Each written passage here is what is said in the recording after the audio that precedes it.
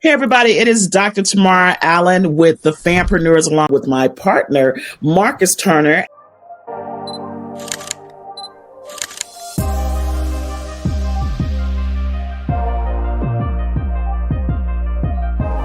Thank you so much.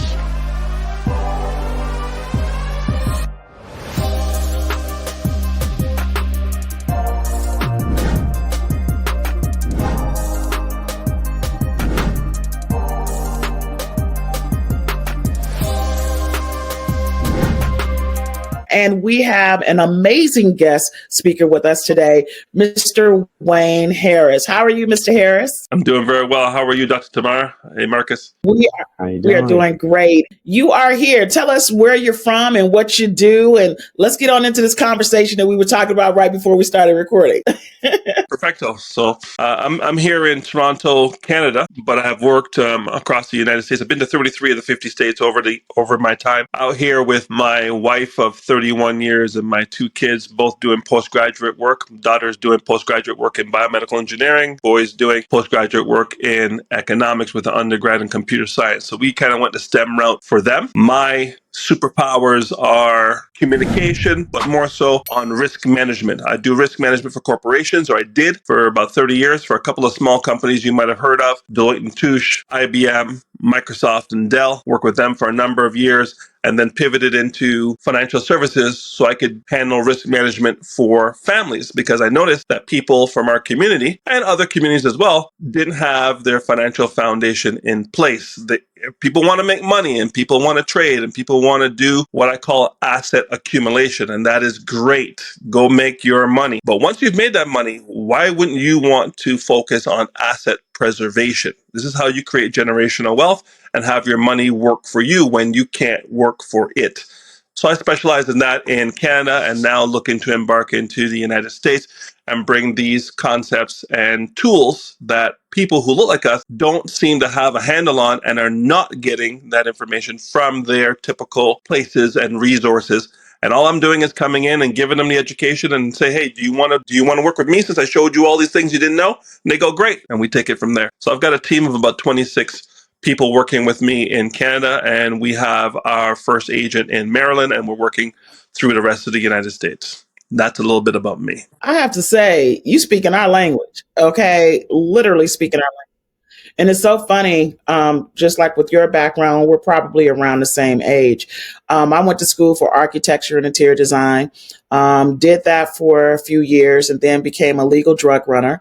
Had a pharmaceutical courier company with about 75 employees for about 9 years. And then kind of after transitioning from that, went into the relationship marketing space because I want to still maintain that level of income that I was making. And in doing so, it really put me in places where I had an opportunity to meet some amazing people through the network marketing space. Although many people look down on it, it's about building relationships. And it's like now that is what has helped propel our business, because we know how to build relationships with other people. And in doing so, as my sons have, and one of them is not on here right now, we've kind of paved the way because my sons have always seen me throughout the years. They've been with me every step of the way. So we've always been doing some type of business together. And in doing so, one of it was trading. And my dad is a retired auction stocks trader. So, he was vice president of Persian Stock Exchange, but I didn't want to go that route because I was on the art side, the interior design and architecture side. And so it just fell into the lap, and then it got addicted to it, to be quite honest. And like when you start learning, how they really deal with money, our money, fractional spending and all of that, and how for every dollar it's 10, when you start understanding how they're trading your money, it's like, wow. And then during that time, we literally in our community, because we were trading with hundreds of people, almost thousands, actually. I think we had a community of like 3,500 people in our community that was trading with us. It was really a true educational, because when people, they're using their bill money, I'm like, you can't do that. You can't use bill money to invest and trade in, because that money is already gone and you have to look at it as being gone. And, that was the opening doorway for us on the financial side. And I said, well, does anybody have any credit cards or anything like that that you can liquidate and, do that as another way of investing? And then just to see so many people's credit, I was like, wow. I mean, in our community, and I'm like, you got a $500 credit card or a $300 credit card. And I'm just like, and you're 50 years old or you're 60. I was so blown away. Like, you got to be kidding me right now. And that's because we weren't taught, especially in the United States, we weren't taught. We were taught to stay away from credit. We were taught that credit was bad. I remember people saying, I'm cutting up credit cards. And now when I hear that, I'm like, wait a minute, don't do that. It's like, why would you do that with the history on that card? And you're able to liquidate it and really invest. Or now with having a trust, whether it's a family trust, a business trust, or a ministry trust, or a pure trust, being able to use those things to leverage for yourself. And it's just mind blowing because some people are so stuck in their belief and their, what they were taught. But remember, that was all second hand, third hand, fourth hand. And the world has changed. We are digital now, and there's no way around it. And you're going to need to learn how to maneuver, how to allow your money to work for you. So many people work for money. And and I always tell the story. I remember my mom saying growing up that she was robbing Peter to pay Paul. And I was like, oh my God, my mom's going to jail. And I'm like, she's robbing Peter. I'm like, who the heck is Paul? I don't know any of these people. Okay. I was like, I don't know any of these people. I'm like, what's going to happen to my mom? But that is, people are consistently working to pay bills when you should be working to allow yourself to leverage the money so it can work for you, not you work for it. So I'm just super glad because when when both of them came on board and started learning the skill set of trading, it opened their mind. And then they taught me some things. They were like, Mom, I need you. Why is credit important? I'm like, guys, pay your bills on time. I would just tell them because I'm old school. Pay your bills on time. But as he said, what was your favorite saying, Marcus? You got to tell me why. Why is it important? What's the benefit of it? Right. He's like, because like yeah, he's like, well, I don't understand. Like, Wayne, I don't know if you have, I don't know if your children go through this as well, but, and you let me know if this is the case, but pretty much when I grew up, it was more about instruction. Follow my instruction. I'm telling you what to do. And the children are more like, okay, I get that, but like, why? Right? Like, you know what I'm saying? Have you gone through that with your children? 100%. I mean, coming from a traditional West Indian background, my parents are both from Barbados. Children are to be seen and not heard, and our orders is military. So there's two commanders, and they're the soldiers, and we're the soldiers, and we are given orders, and we're not supposed to ask for explanation. But about 25 years ago, I met a guy in Richmond, Virginia. He said this. His name is ironically John Crow, not Jim, but John. And he said, "Exhortation without explanation leads to frustration." And that's where we are in our community, and that's where we are with a lot of our kids. Exhortation without explanation leads to frustration.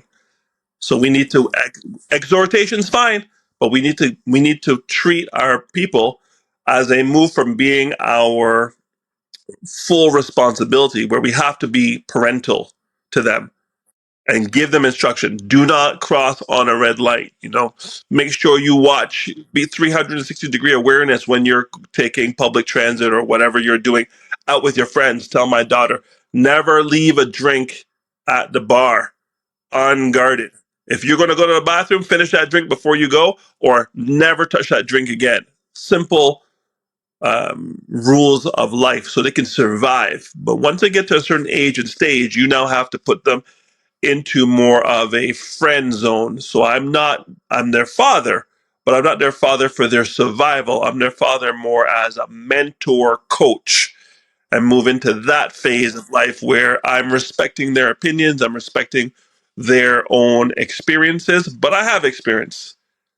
and I could save them time and money by giving them access to what I have in my head and giving them access to people in my network at my level for where they say they want to go. It's interesting you say that because that's basically what I explained to them. I said, this is about experience. I said, just because there's new technology and you may have read something or you may have seen something, there is a level of experience that is in play.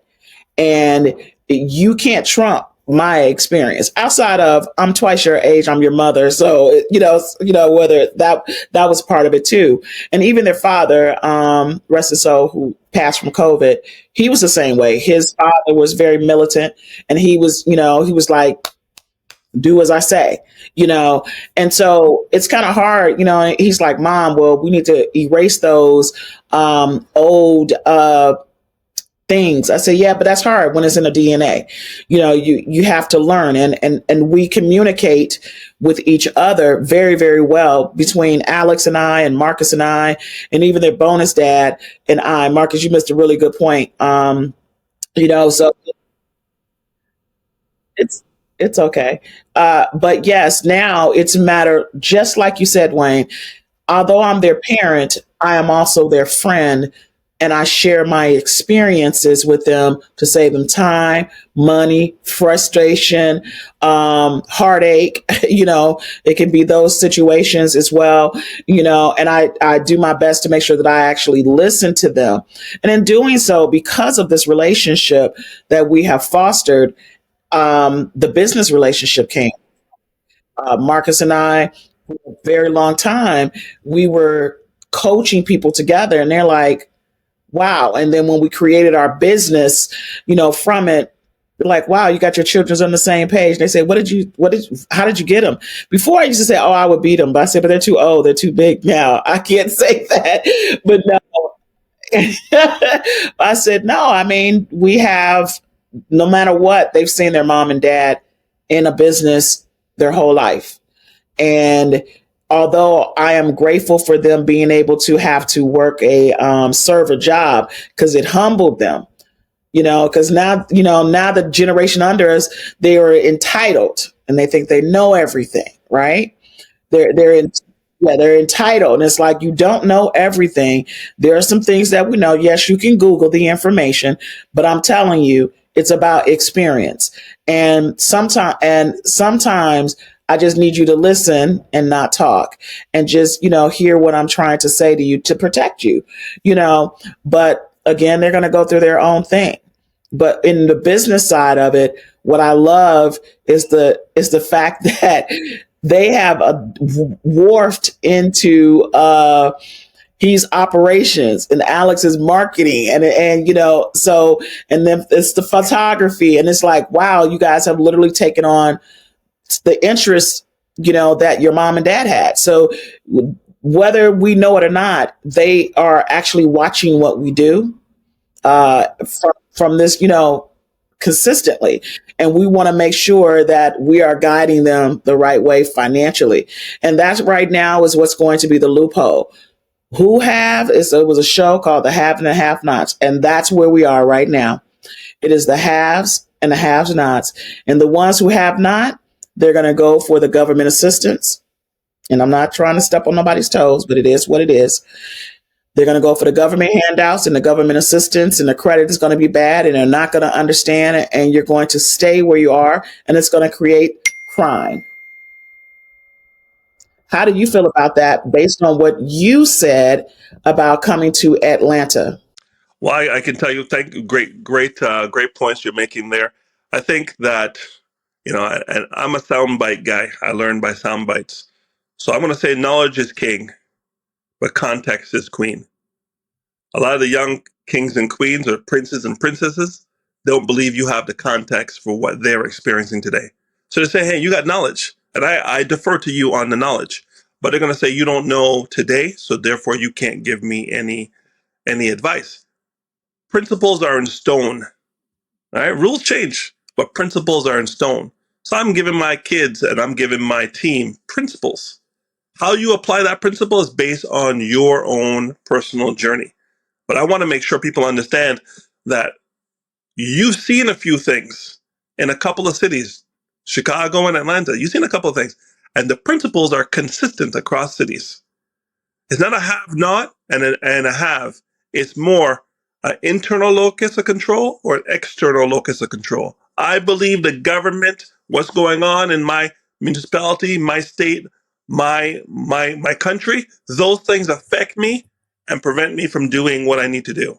And there's other people who say, all those things are green lights, and I'm going to get what I need to get done anyway, regardless of what the municipal, the state, or the feds are doing, because there are people who don't care if Biden's in charge or Trump's in charge. They just win because it's outside their locus of control. They got to control internal locus of control. So when I meet to someone and the first thing they tell me is, oh, look at gas prices, look at grocery prices, look at mortgage interest rate, look at things I can't control that are stopping me from winning.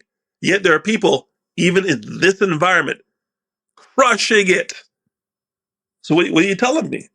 I can't solve for what's going on in Ukraine and Russia. I can't solve for what's going on between Palestine and Israel. What I can solve for is what I'm going to do on a daily basis to put myself in position for what my family needs for generational wealth. So when I meet someone and they tell me about what's going on outside and how it affects them, I listen closely because I know I may be dealing with someone with an external locus of control. And these are the people who don't have a whole lot in life because they're, as my father would say, rest in peace to him, who died last year. Um, Only a dead fish goes with the flow. Sounds pretty simple, but if you look at your people, my people, they're going with the flow, right? Salmon go against the currents, and they're the ones who spawn to live another day. So I'm listening to you. Yeah, go ahead. It's interesting you say that because I say they're the Walking Dead. They said the television show. They're claiming it's all about the zombies. I said, no, this is what's going on in society. You guys are just walking dead. You're just walking, looking at your phone, and oblivious to what's going on. And you have an opportunity to change the trajectory of your life, but you're so concerned with what's going on with Kanye or Diddy or uh, uh, or who, right? Who's on the list? Who's on the list of the Epstein list? It doesn't matter because that doesn't affect you. If it's for entertainment, that's different. But to be so engulfed to the point where you can't function based on what Trump is doing, that's crazy to me. And so it's so interesting that you say that because again, we can go back and forth. Marcus wants to ask you a couple of questions, but it's amazing how it doesn't matter what continent you're on. It's how we handle the situation, and that's why, Marcus says I'm a finesser. And it's like, you can get anything you want. Can nobody I stop you agree. from getting anything? I The only agree. person that stops you, I agree. that's And it. I believe strongly in my ability to believe in myself, right? And I think that if there's anything I'm doing differently, is that I believe that something that someone else has achieved, I can achieve it too. That's all, right? Someone's making seven figures in Atlanta. Seven figures is possible. Say less. Show me what you did. And if what you did is still within the context of what today's reality is, or I will adjust accordingly and I will run the same plays and I'll probably get the same results. But let's say you miss and you only come up with $500,000.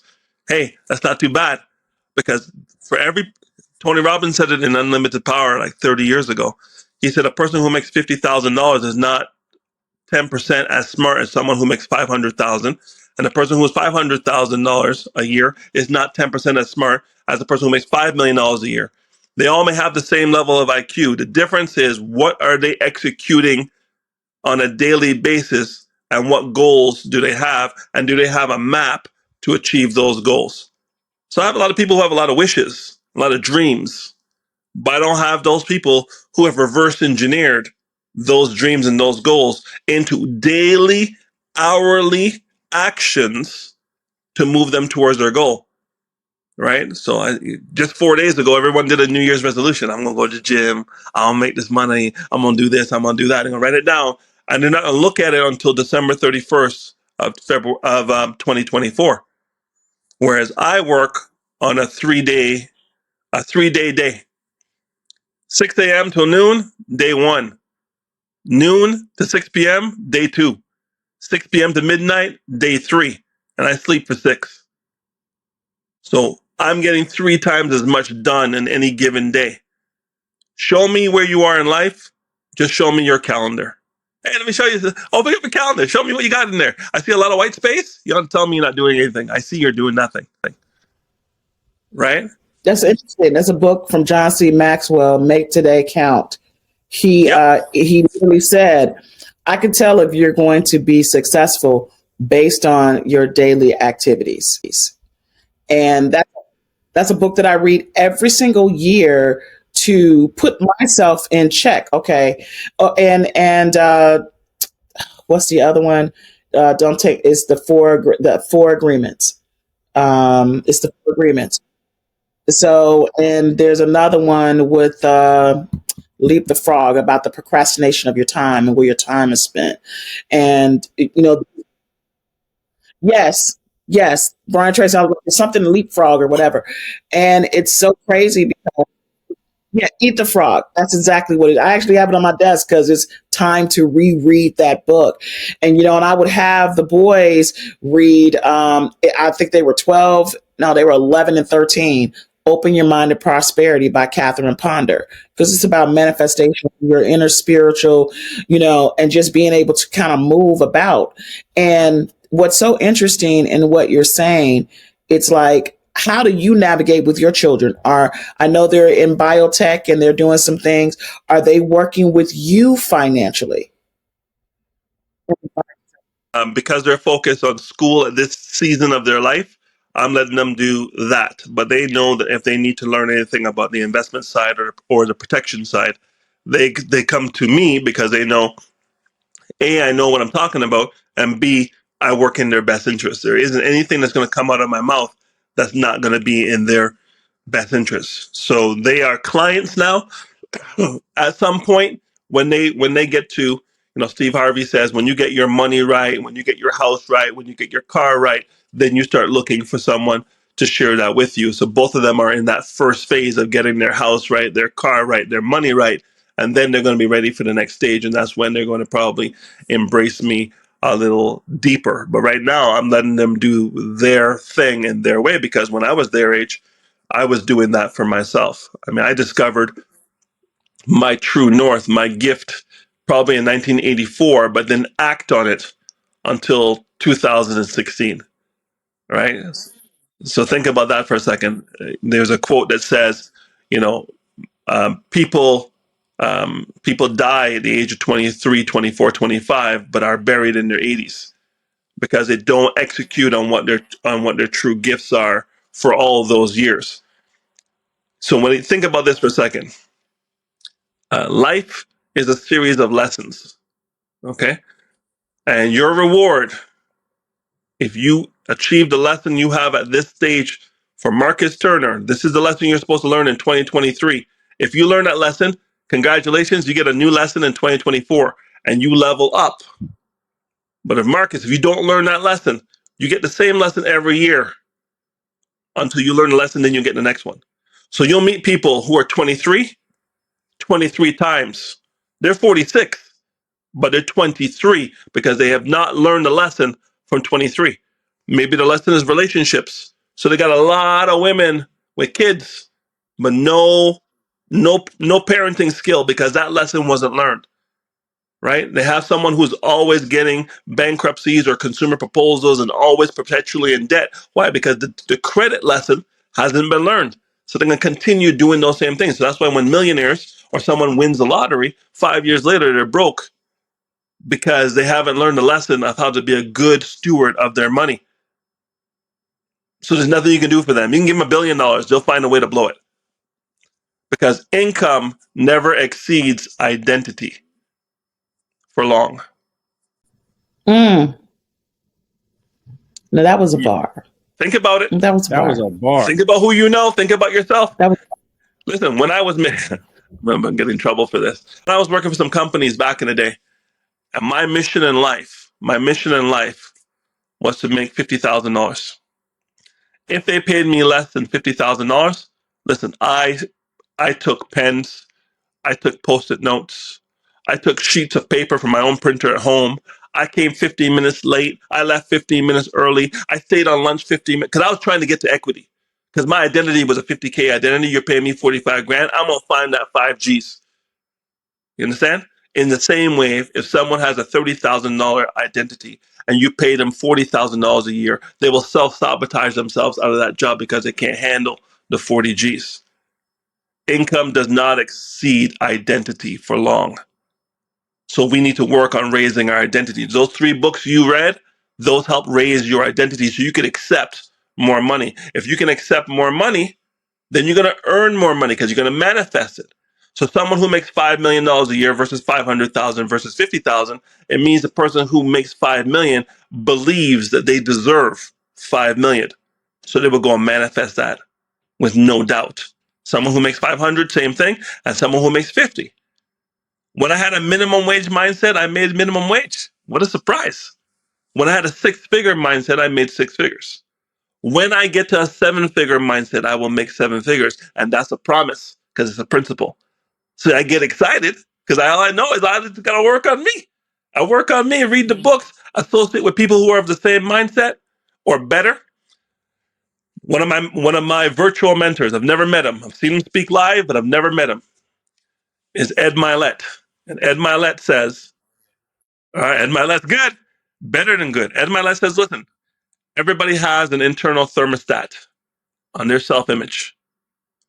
And when you have a 75-degree thermostat and you go into a room with people who have a 150-degree thermostat, whoo, you stand up straighter.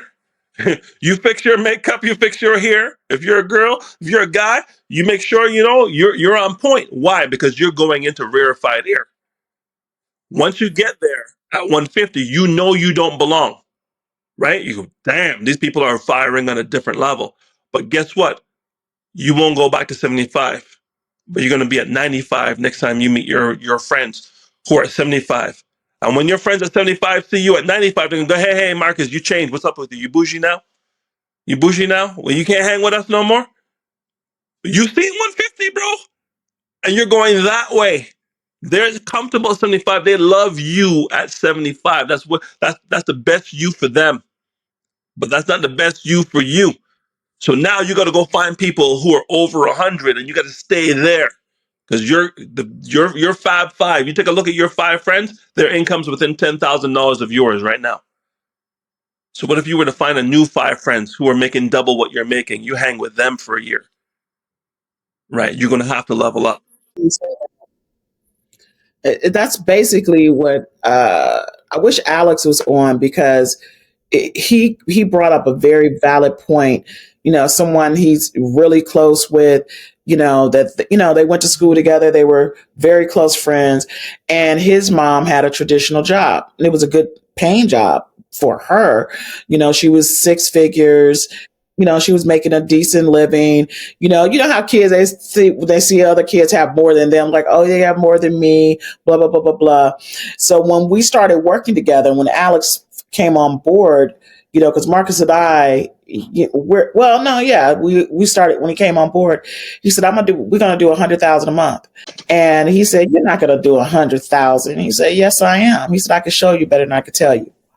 So when we hit that month, January, was it last year, Marcus, or the year before?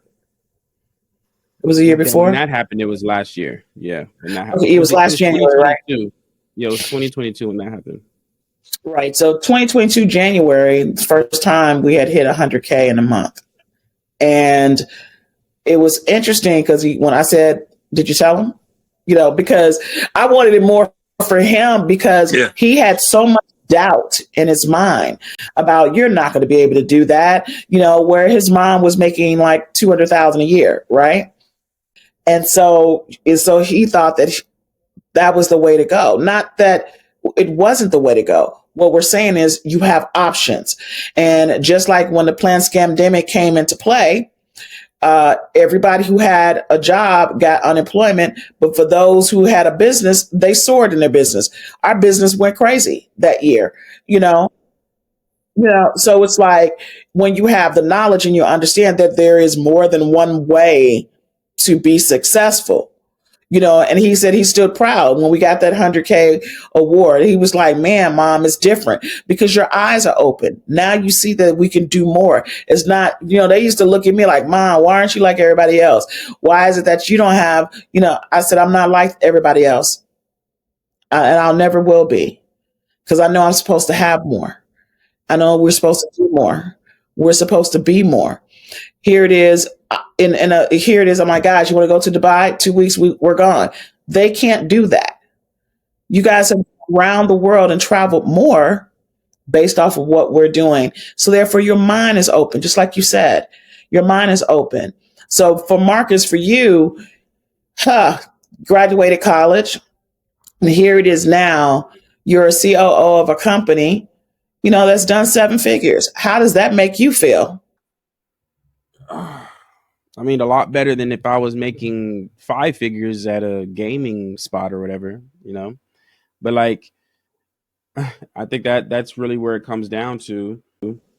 Um, I feel like the way that I think it's all about perception, and like you said, it's all about mindset. At the end of the day, it's a bit different depending on it's where your friends are. I can't emphasize that enough. I feel like you hit it spot on. I don't even want to like beat a dead horse here, but I feel like that's so important. When I was in college, I was only around people that were broke, and then outside of that, you know what I'm saying? I feel like, yeah, I feel like, I was around people that were broke, so I was broke. And then now I'm around people that are making so much more money than, 100x more money. Now I'm making 100x more wealth in life. So yeah, a 7-figure company. What's crazy is it's my 7-figure company, not somebody else's.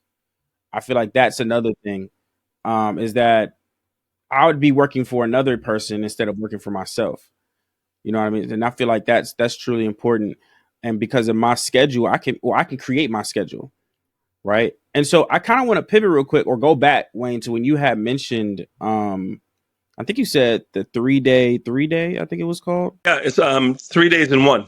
Can you break that down? How does that work? Yeah, so this is another Ed Milet lesson, and Ed says that you know people can get more done if they know how to block their time and remove distraction. So he says, what's your morning routine? Morning routine, if you haven't heard, it's been top of mind, especially since COVID. Morning routine. What do you do first thing in the morning when you wake up? What do you do next? And it's got to be consistent. Are you reading? Are you meditating? Are you going to the gym? What are you eating? What are you drinking? Are you taking cold showers? All the different things that people are doing, but you pick what's right for you. But between 6 a.m. and noon, that's your first day. What are the things you're supposed to get done in that first day, 6 a.m. to noon, right? You can go to the gym, you can make your calls, you can take your kids to school, you can do whatever you want to do, but that's your routine for the first third of your day. The next third, day 2, 12:01 to 6 p.m.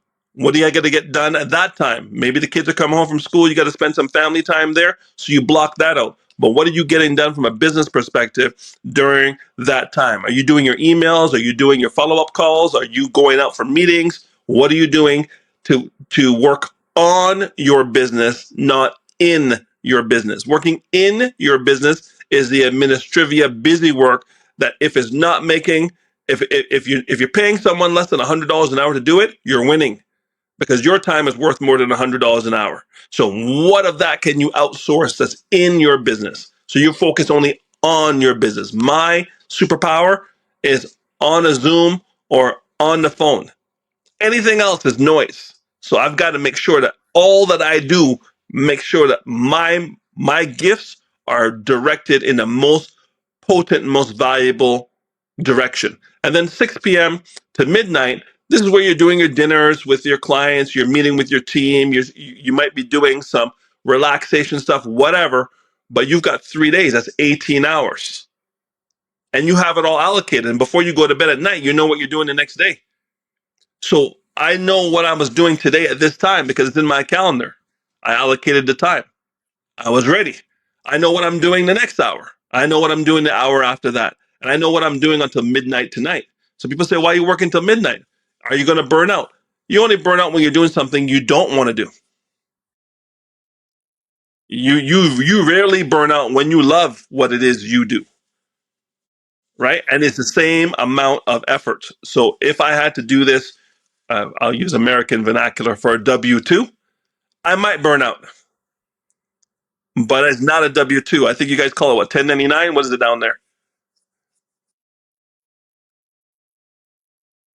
All right, there you go.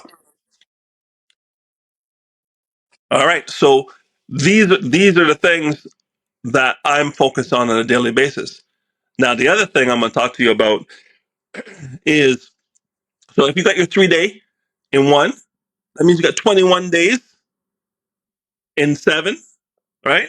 So if you got 21 and they have seven, you're gonna win. It doesn't matter if you're gonna win, you're gonna win because you're putting in 3 times the effort. Kobe Bryant practiced twice a day. He had teammates who showed up 10 minutes before practice and left 5 minutes after practice was over because they were just mailing it in. That's why he didn't pass them the ball. He said, Kobe's a hog. But since Kobe died, rest in peace to the Mamba, I've been watching a lot of Kobe content. And I understand Kobe now better than I ever did when he was alive because Kobe did not suffer people who were not focused at the level of focus he was at. And there's only one person in the league that he thought was more focused than him, and his name was Michael Jordan, the GOAT. So much so that I named my son after him. My son is not named Kobe. My son, I love Kobe, but Kobe's the remix. Michael's the original. Okay, so right. So all these young dogs are talking about LeBron. Hey, I love LeBron, hey, but LeBron's not MJ.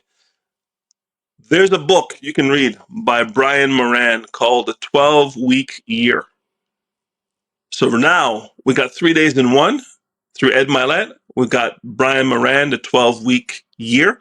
That means every week is considered, every day is considered a week. So in 12 weeks, you've done a year. So you get 4 years in one. So every quarter is a year. Brian Moran, The 12-Week Year. And chapter 15 and 16 are key. Read the whole book, but chapter 15 and 16 are key because it's going to help you set up your accountability teams. WAM teams, WAM, WAM, weekly accountability meeting. That means who's on point with you and who you running with. You get on a call for 30 minutes, no longer, and you report. This is what I said I was going to do. This is what I did. Here's the gap. Here's how I'm going to address the gap. This is not a call to socialize, and that's what your weekend was about. It's about, this is what I said I was going to do. This is what I did. Here's the gap. Help me solve for it. And the team will say, because we're all on the same mission, hey, less of this, more of that. Cool, got it. Go away. 7 days later, 30 minutes. Hey, remember what you said for me to do last week? Not only did I do what I was supposed to do, I did more. Fantastic. Do more of that, less of that. And you're keeping each other accountable. So every 12 weeks, you've accomplished 12, um, 12 meetings to adjust your trajectory. People are doing it once, called a New Year's resolution. Once, bro. Some people are doing it daily, 365. Then they're checking the pulse every day. This is once a week, but it's once a week with people who are checking themselves once a week. So now when I combine my 3 days in one and my weekly accountability meetings, losing is a decision because I can't show up every day posting zeros. I give my accountability to my team every day. Every night before I go to bed. This is what I did. At the end of every week, this is what I said I was going to do. This is what I did. Is there a gap? Yes, address it. If there's no gap, steady she goes. If I'm winning more, do more of that and less of the other things. I just downloaded the book. There you go. I literally did too. All right. and the So, and the template. yeah. So this is where you're at. So now the three of you can be more transparent, and you can see who's slacking. They don't have to tell you nothing. You can see it. You can read it for yourself. Up comes their template every week. Up comes their zeros. Hey, you may not be serious. That's okay. Go do you. But to be in this group for the next 12 weeks, we won't give you a chance. But next 12 weeks, you can't be posting zeros. Otherwise, the train's leaving the station. You're gonna have to stay at the station and find another train, one that moves slower for you. No judgment, but we need to get to the next station. So if you can't hang, no problem. But now it's not me kicking you out; it's you kicking yourself out. Mm-hmm.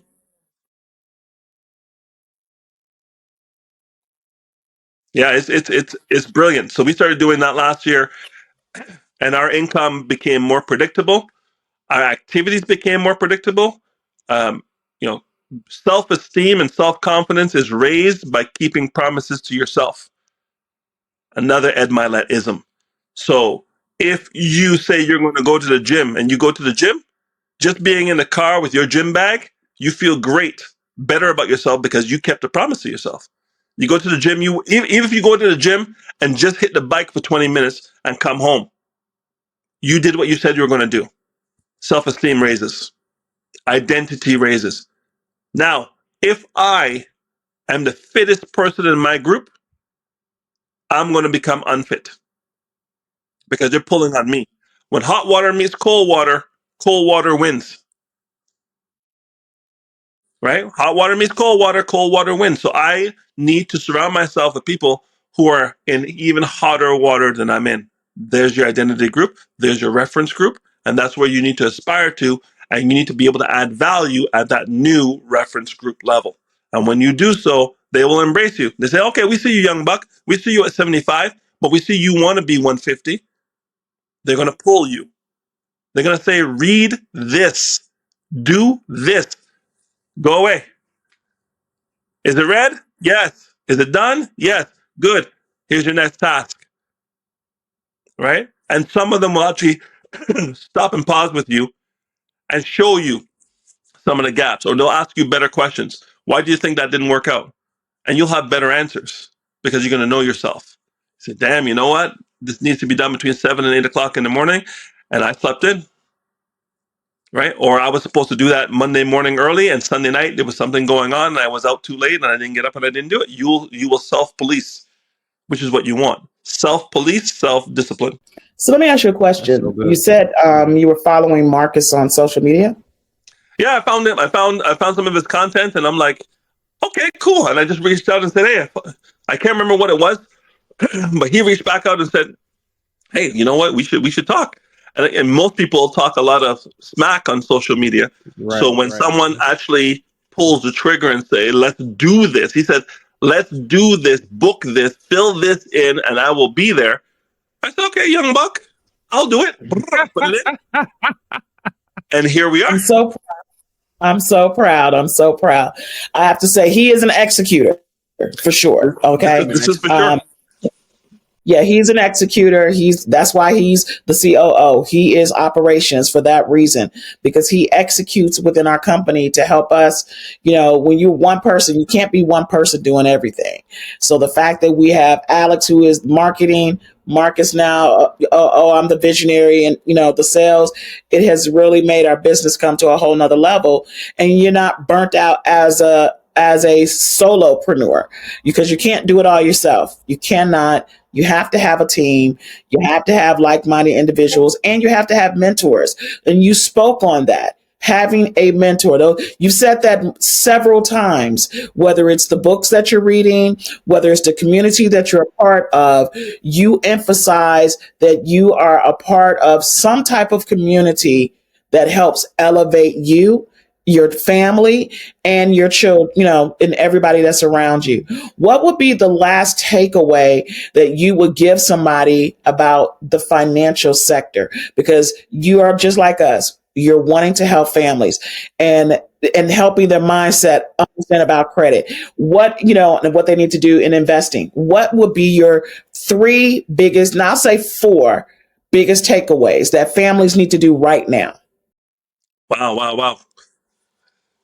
Big time, Dr. Tamara. Those are hard questions, but not as difficult as one would think. The first and foremost, you need to have clarity. Clarity. What is it you want? People say, I want a lot of money. What exactly is the amount you want? I want this amount of money, that amount of money. Got it. Okay. So now, what is it that you're going to change in your life to go get that amount of money? Because if you were making that kind of money, you wouldn't be asking for it. And if you're doing what you're doing and you're not getting that money, this is not going to cut it. So, what is it you're going to give up? Right? It might be procrastination. It might be ignorance of what it is you say you want to do. What is it you're going to give up, and what is it you're going to change in order to go get what you say you want to get? I need it to be clear. So people talk about SMART goals. SMART goals make sense because it brings clarity. The subconscious mind can't work on generalities. Right? When I was looking for my girl, I didn't say I wanted a girl. I said I wanted this girl. That's who I wanted at 19. And I was focused on her. Not everybody who was going to college with me, her. And that's why she's my wife today, 38 years later, right? So I focus. You have to focus. So clarity allows you to focus. Not all things are for you. Not all things make sense, right? So clarity. Um, one, two, consistency. Uh, we got to get feelings we got to get feelings out the door, right? You can't do it when you feel like it. You have to do it when it needs to be done. So we need to get some consistency going with people. So what is it? You're going to put 50. I'd rather you put $25 away a week than give me $250 every once in a blue moon. Give me $25 a week so we can build consistency, a discipline around action that's going to move you towards your goals that you already stated clearly. And I helped you refine to make sure that they're not pie in the sky. So we got clarity, we got consistency. Third thing is I need commitment, right? Hey, we're in this for the long haul because here, death is like Floyd Mayweather, undefeated. So it's going to come. So when the death comes, you need to know that your house is in order. So I need commitment from you that you're going to do the things I'm telling you to do, to put them in place so that you can be consistent, so you can be clear, so you can commit to them. Because you can't commit to pie in the sky, but you can commit to clear things that you're consistent with. You commit to that. And once you're committed to it, then I need you to have the courage to go out and actually do it. Someone said, do. Marcus is a doer.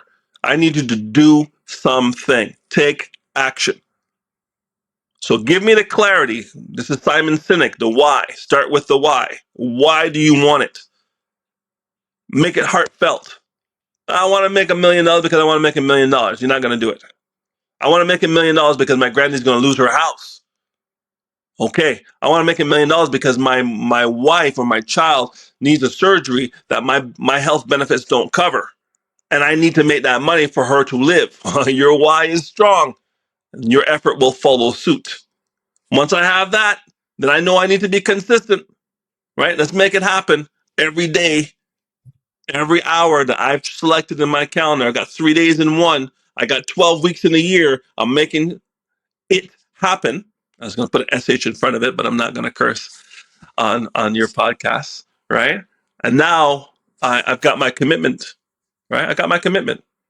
Because I know exactly what I need to do and I know exactly how to do it. And this is where mentorship comes in because my mentor is helping me tweak my clarity, tweak my consistency, and tweak my commitment. And the only thing the mentor can't do, it's like going to the bathroom, something you have to do for yourself, is you actually have to get up off your ether and do it. And do it. And that's where the courage comes in. But people don't have the courage because they're confused, and they're confused because they don't have clarity. When you have confusion, you slow down. If I don't know where I'm going to on the highway, I don't speed up. I slow down. If I'm in a city I don't know, and if I make a left, I was in New Orleans. New Orleans is a very nice city, but it's a very dangerous city. And if you go down the wrong street, you're gone. So when I was in New Orleans for the first time, I stayed on Bourbon Street. And when I was going to make a right-hand turn to go down the street, cop said, you don't want to go down that street because the cop had the map. He knew the territory. I didn't know the territory. That's why mentors are involved. That cop became my mentor, and that's why I'm alive here to tell the tale today. Because had I gone down that street, I wouldn't be here. So a mentor is your guide to take you where you want to go. If they've been there and been successful at going there, then they can show you. Now, you can get a mentor who has been unsuccessful at it and tell you all the things you can't do or you shouldn't do, and that's fine too. But I rather learn from the positive angle than the negative angle, if that makes sense. Absolutely.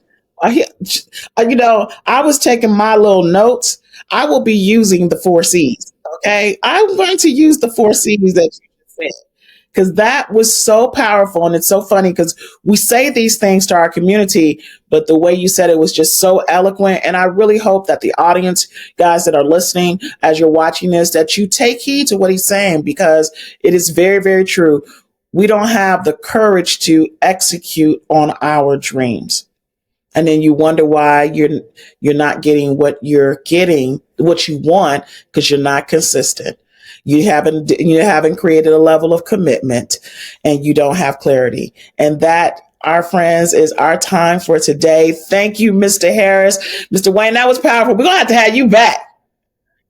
Okay, Thank you. That was good. That was good. we're gonna have to have you at our That was FamCon. good. Okay, because that right there, yes, we're gonna have you at FamCon because that was powerful. Yeah, so I feel like it's because you know how to, and you said this before, you know how to properly communicate, but you don't know how to just properly communicate. You know how to properly communicate for people to receive. Does that make sense? So like a lot of people just communicate and then they're not receptive to it, but you know how to communicate to receive, and you communicate in a way where you want to listen to more of what you're saying than someone who is a one and done type of speaker. Like, okay, I got what I got out of him. You know what I'm saying? Like, you're more of a person like, oh man, what else does he have up his sleeve?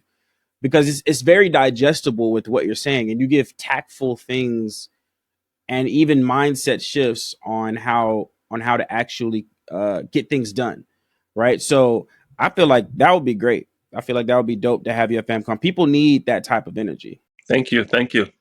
I said in 1984 I'm going to get paid to speak, and here we are. Yes, but some folks they don't know how to do that. They don't know how to do that. So they still learning from us, right? You're an amazing orator, amazing storyteller, and it makes it digestible. So I'm excited. Mr. Harris, how can people find you? Pretty easily. I'm at Wayne Harris World on IG. That's where Marcus found me, at Wayne Harris World.